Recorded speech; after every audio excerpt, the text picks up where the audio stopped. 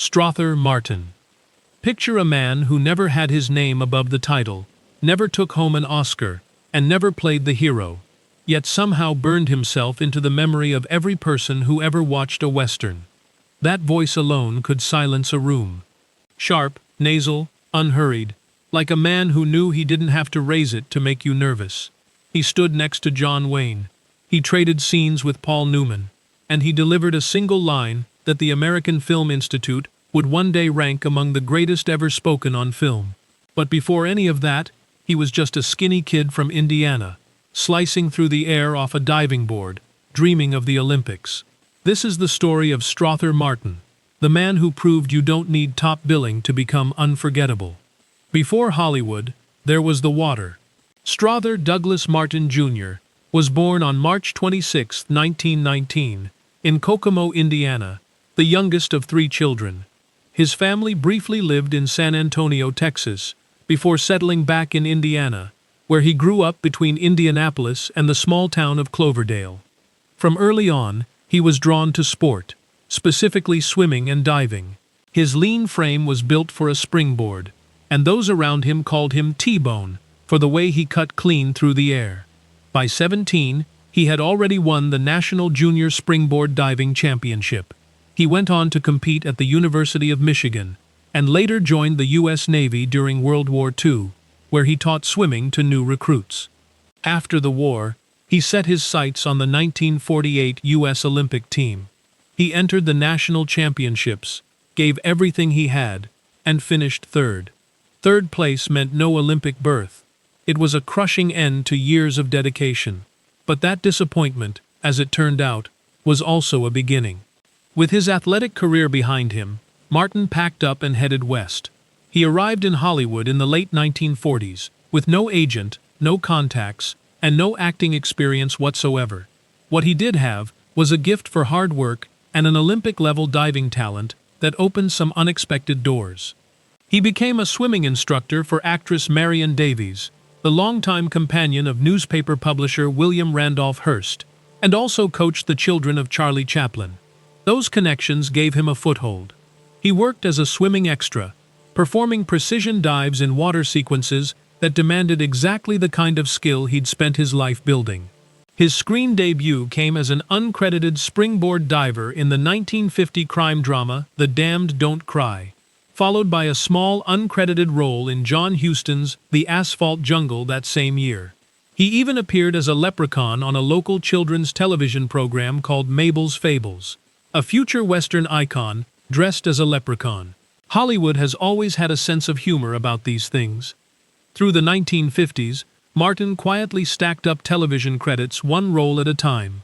Frontier, The Gray Ghost, Have Gun, Will Travel, Bonanza, The Dick Van Dyke Show, and the long-running Gunsmoke, where he returned again and again in different parts. One of his early standout moments came in a Gunsmoke episode written by a young Sam Peckinpah, where Martin played a man with learning difficulties. It was a role that demanded restraint and genuine compassion, and he delivered both with remarkable care. On The Dick Van Dyke Show, he played a playwright so reminiscent of Tennessee Williams, in voice, appearance, and manner, that viewers reportedly confused the two. Martin apparently found this amusing and was known to do a dead-on impression of Williams at social gatherings. The turning point in his film career came when director John Ford took notice. Ford cast him in The Horse Soldiers in 1959, and then, more crucially, in The Man Who Shot Liberty Valance in 1962. In that film, starring John Wayne, James Stewart, and Lee Marvin, Martin played Floyd, one of Liberty Valance's henchmen. The role was small. The impression he left was not. His unsettling, almost gleeful presence alongside Lee Marvin became one of the film's most talked-about elements, and it launched a run of John Wayne collaborations that would stretch across 6 films, including McLintock, The Sons of Katie Elder, and True Grit, where he played the horse trader Colonel G. Stonehill. Then came 1967, and a single sentence that changed everything.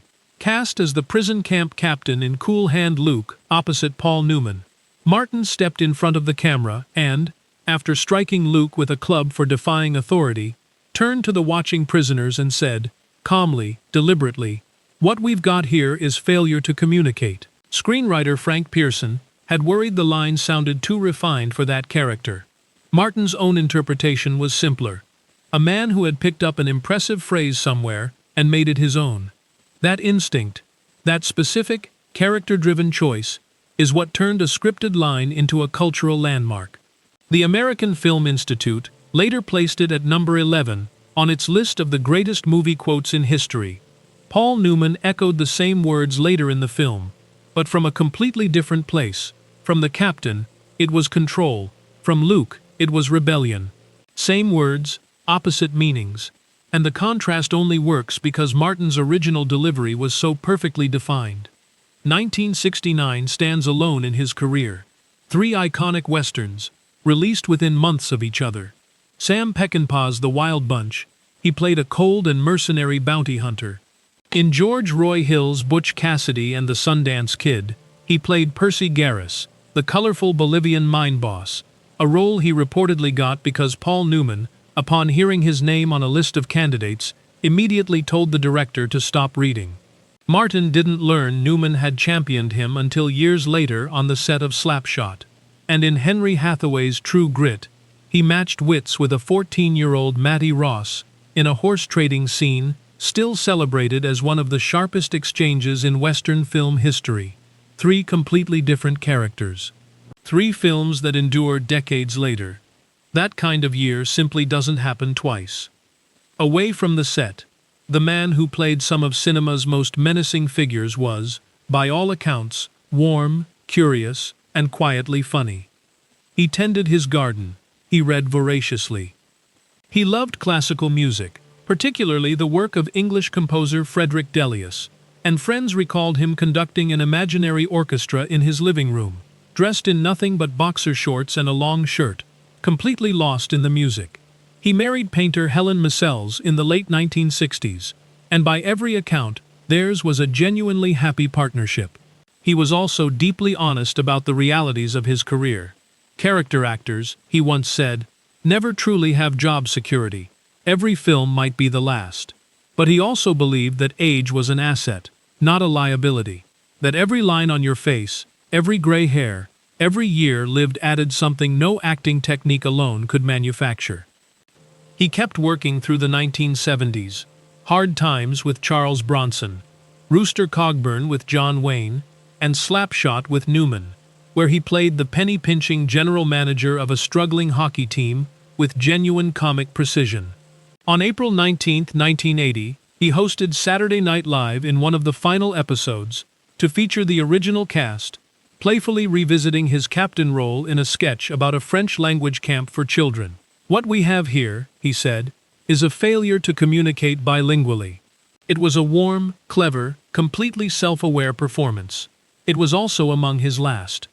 On August 1, 1980, Strother Martin suffered a heart attack at his home in Agoura, California. He was 61 years old. In a final interview given just 3 days before he died, he reflected on the life he'd built, from a diving board in Indiana to 30 years in Hollywood, and said, "Maybe there has been some diamond dust and gold glitter in my life. Maybe there has been indeed." Over a 30-year career, he appeared in more than 170 film and television productions. He was never nominated for an Oscar. But ask anyone who loved classic westerns about Strother Martin, and watch what happens. They'll say the name, they'll do the voice, and somewhere, someone will smile.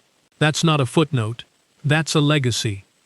If this story resonated with you, hit the like button and subscribe. There are plenty more forgotten giants of Hollywood waiting to be remembered. Leave a comment below with your favorite Strother Martin moment.